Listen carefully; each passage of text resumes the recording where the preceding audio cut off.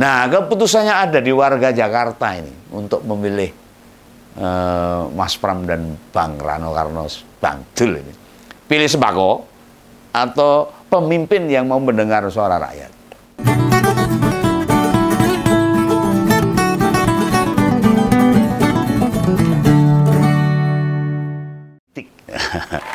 Dalam politik itu, pertemuan dua tokoh saja itu bisa memberi dampak analisis yang macam-macam. Bisa dari beberapa sudut pandang. Dan belum lama ini, itu Mas Pram, kok mak telunyuk-telunyuk, tiba-tiba datang itu. Meli teko itu, ikut datang di Kertanegara, rumah pribadi Pak Prabowo. Nah, di sela-sela pemanggilan calon pejabat negara, itu dia muncul. Makanya medsos terus rame itu. Wah, ini calon gubernur DKJ tiba-tiba mak bedunduk datang ini. Riuh, berisik tentang kehadiran Mas Pram atau Pramono Anung. Itu dibilang mau out dari PDIP buat jadi menteri katanya. Ada yang ngabarin gitu itu. Oh, serap apa. Ada yang nyebut, ada yang deal-deal. Barulah sama Pak Prabowo. Ada yang ngarani akan kembali jadi sekretaris kabinet. Ada yang nyebut Pak Prabowo dukung dia di Pilgub DKI. Banyak itu. Ya dari sudut pandang macam-macam, itu namanya politik kok. Ya wes, pokoknya banyak banget. Itu di medsos. Bukan di dunia nyata loh ya.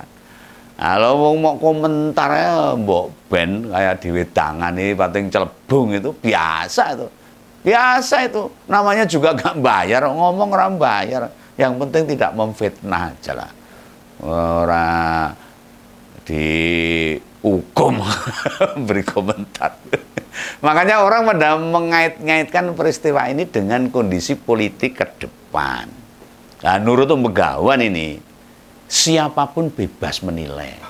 Dalam sudut pandang yang lain boleh, beropini boleh, berpendapat boleh.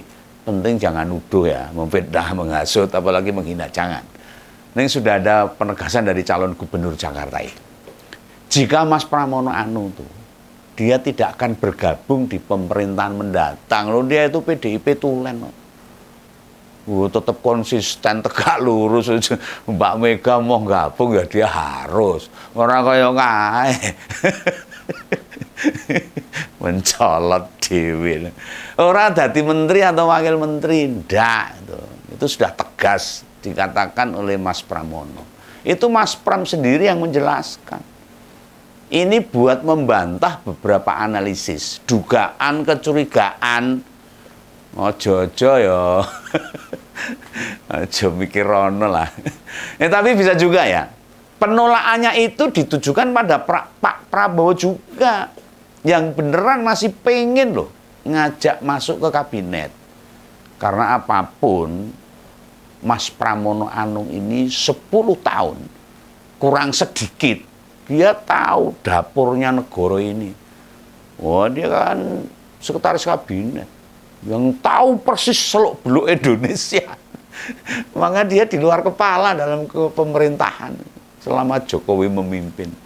Nah, siapa sih yang nggak kesengsem dengan pengalamannya Mas Pramono Anung, dengan hasil kerjaan-kerjaan mantan pimpinan DPR itu? Ya gak hanya pimpinan DPR loh, sekjen PDIP juga pernah. Dan hampir 10 tahun terakhir jadi Menseksnek. Wow, dari sekian banyak dia paling hebat itu. Dalam kepemerintahan loh ya. Nah, bisa jadi nih Pak Prabowo ini kepencut sama cara kerjanya. Kepencut, kesengsem, sangat menginginkan itu kalau bahasa Indonesianya itu. Tapi ingat loh, presiden terpilih ini masa mudanya dekat juga sama Pak Murdiono. Sekali lagi Pak Murdiono, dudu Mardiono. Kalau Pak Mardiono itu PLT Ketua Umum P3. Nek Murdiono itu mantan Menteri Sekretaris Negara zaman Pak Harto jadi presiden. Nah, beberapa tahun tuh dulu jadi Menseksnek. Dan tentu bisa membandingkan cara kerjanya. Lah Pak Prabowo pasti deket banget ini sama pembantu mertuanya waktu itu. Soalnya tidak di situ. Perkaranya bukan tentang ingat Pak Murdiono atau tidak.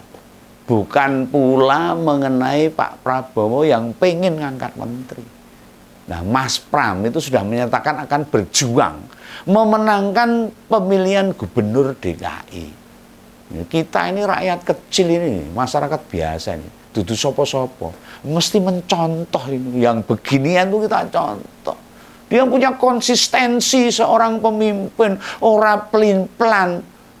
Esok sore, esok tempe sore dele, bolak-balik tahu ora pernah pas itu loh. Mencela-mencela. Ini yang harus jadi contoh ini. Kalau berada di sebuah organisasi, ya patuhi perintah pimpinan partai. Sepanjang tidak melanggar aturan ya. Gugu komitmen, konsisten memegang teguh integritas. Nurut apa yang disepakati. Apalagi bentuknya penugasan. Ya mesti dijalani. Padahal di partai, Mas Pram sudah bukan pengambil kebijakan. Wes mung jadi kader biasa. Dari beliau kita belajar banyak lah. Bila sedang di atas ya mengamankan kepentingan organisasi. Bila di bawah ya mematuhi perintah. Nah ini terbukti ini. Belum sampai 2 bulan jadi kandidat, elektabilitasnya tembus 36%. Padahal Mas Pram sama Bung Rano Karno itu pencalonannya mendadak, ujuk-ujuk. Ketika MK memutuskan perubahan jumlah persentase dukungan itu jadi 7% itu. Beleng. Lah kenapa simpatik atau rakyat Jakarta mudah beralih pada pasangan Bang Dul ini? Pasangan Mas Pram dan Bang Dul ini kan yo gak nyebar bansos, orang nyebar amplop, ngasih beras sembako enggak atau sejenisnya. Lah naiknya elektabilitas ini bukan berkat survei bayaran loh, survei abal-abal enggak. Survei lembaga yang tidak kredibel oh bukan. Buktinya banyak loh komunitas atau kelompok warga yang terang-terangan mendukung mereka. Apa mereka menerima bayaran? Apa mereka dijanjikan jabatan? Apa mereka ditawari suatu? Enggak akan. Ngompolnya sudah pada tahu itu. Komunitas atau kelompok yang gabung ke Mas Pram dan Bang Dul itu ada anak abah. Tahu tuh anak abah. Atau pendukungnya Bang Anies Baswedan atau Forkabi namanya itu. Ada FBR atau Forum Betawi Rempuk. Ada Ahoker, ada komunitas Tionghoa, ada komunitas Warteg, komunitas PKL. Oh, sembarang ngalir ikut Mas Pram sama Bang Dul. Apalagi artis-artis itu. Karena Bang Dul itu menjadi sebuah cermin dari keartisannya di Sidul anak sekolahan yang spektakuler mendunia itu semua kenal Rano Karno. Nah, pengalaman jadi pimpinan DPR Mas Pram ini, lalu Mensekap memberikan pembelajaran besar, memberi banyak pengetahuan untuk kemudian jadi alat untuk menjawab tantangan-tantangan tadi yang akan dituntaskan saat jabatannya diemban. Oh, beliau itu ngerti, oh, paham. Tidak sekedar bagaimana ngejawab problem-problem apa yang ada di Jakarta. Nah, meski komunikasi sama siapa itu berjalan, dia tahu dan paham. Dan bagaimana merealisasikan gagasannya. Yang disampaikan alumnus ITB ini tidak berhenti pada hal-hal yang sulit yang dipahami loh. Atau nggak dimengerti warga Jakarta loh. Melainkan sesuatu yang sederhana itu ya dijawab. Yang simple, orang jelimet, orang rumit. Kelebihan ini ya tentu nggak mudah ditiru sama kandidat lain. Pengalamannya seabrek-abrek kok. Kayak Kang Emil dan Pak Darmo Pangrekyun. Ya levelnya beda lah sama Mas Pram itu. Nah keputusannya ada di warga Jakarta ini. Untuk memilih Mas Pram dan Bang Rano Karno Bang Dul ini. Pilih sembako atau pemimpin yang mau mendengar suara rakyat. Semono wae carane. Nek hanya buat punya jabatan, memiliki kekuasaan, begawan jamin. Gak levelnya Mas Pram lah. Dia juga gak mikir bagaimana masa depan anak-anaknya. Gak nyarikan pekerjaan anak-anaknya. Nah, mereka punya jalannya sendiri-sendiri. Bapaknya gak perlu cawe-cawe nyariin kerjaan. Sibuk golek ke jabatan, rorone bingung. Termasuk cara menang di Jakarta. Tidak akan ditempuh dengan cara-cara yang tidak benar atau tidak baik. Dia akan lurus. Nah, sebuah jabatan bila diraih dengan jalan keliru, itu bagi Mas Pram loh. maka cara memimpinnya ya bakal melu keliru nanti. Blasa-blasa akhirnya. Nah, kepemimpinannya nanti akan penuh konflik dan masalah jika kemenangannya itu diraih dengan cara yang keliru, yang tidak baik. Nah, pribadi Mas Pram juga bukan orang ambisius loh. Sing muluk-muluk. Jane gelem wegan. Dia sudah mau nyeleh kesele bagi orang tua. Beliau hanya menjalankan apa yang jadi tugasnya. Zaman sekarang ini, apalagi melihat orang-orang yang bakal jadi menteri atau wakil menteri itu, pasti kita punya rasa berbeda dengan mereka. Lihat saja dari daftar 113 atau 109 yang diundang ke Kertanegara, dan 5 ada nama susulan.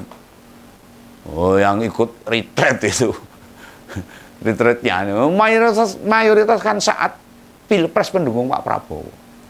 Apalagi macam Ketua Projo Budiari, Ketua Prabowo Mania, Noel dan sebagainya, Marwarar, Gus Mitfah, dan masih banyak lagi. Mendukung bukan mikirin negara, melainkan mikir dirinya sendiri serta kelompoknya bentuk jabatan. Wah, runyam. Nah, semoga rakyat Jakarta ini bisa membandingkanlah hasil Pilpres dan rencana gemuknya kementerian beserta siapa saja yang mengisinya. Apa mau warga Jakarta dikasih pemimpin yang kayak gitu-gitu, mikirin kelompoknya saja duluan? Tidak idealnya sebuah kepemimpinan kalau begitu. Dan tidakkah pemimpin itu memikirkan semua orang yang dipimpinnya dulu, baik yang mendukung dan tidak? Ingat loh, di seberang sana itu yang kemarin menang Pilpres sudah mulai ada kekecewaan, ketidakkepuasan dari pendukung yang nggak diajak masuk kabinet itu pastilah. Nah, bandingkan sama hasil Pilpres 2014 dan 2019. Saat banyak yang mendukung tidak masuk kabinet, ya biasa aja, orang protes. Bang Ara sama Bang Budiman di 2 Pilpres itu ya gak jadi menteri ya gak masalah itu. Begitu masa jabatannya Pak Mulyono wis entek, tahu PDIP ngusung Pak Ganjar, pilih pindah. Mengapa? Soalnya karakternya mengutamakan kesejahteraan rakyat duluan. Nek menang Pilpres, 2 orang itu dijamin nggak akan masuk kabinet pasti loh. Beda tuh sama yang sekarang. Sampai sekelas Pikai, Haikal Hasan, Raffi Ahmad, Budiari Noel, Hasan Nasbi, bisa-bisanya loh mau ngikut ngurus negara. Di sana masih banyak yang orang-orang cerdas, jujur, kredibel, orang tinggo. Ini tidak perkara aku gak suka pribadi mereka, enggak ini, belas. Lah mau kenal saja aku juga enggak mereka. Problemnya itu kapasitas mereka itu seberapa, kredibilitas mereka itu seberapa. Iso jadi jaminan enggak untuk mengelola negara ini. Lu jangan menyepelekan gubernur tidak banyak nyangkut tim sukses ke pemerintahan loh. Ingat TGUPP itu tim gubernur untuk percepatan pembangunan. Supporting sistem gubernur DKI zamannya Pak Anies itu. Oh, bayangkan jumlahnya bisa mencapai 74 orang. Dan sampai akhir masa jabatannya tugasnya ora jelas. Ya hanya mengakomodir para tim suksesnya saja. Ya ini sama dengan ketika mengumpulkan para menteri dan wakil menterinya yang jumlahnya gemuk samber-kamber. Ya inilah keluhan masyarakat, curhatan hati Begawan untuk negara ini. Semoga didengar. Salam Begawan, salam mengumpul. Dadah.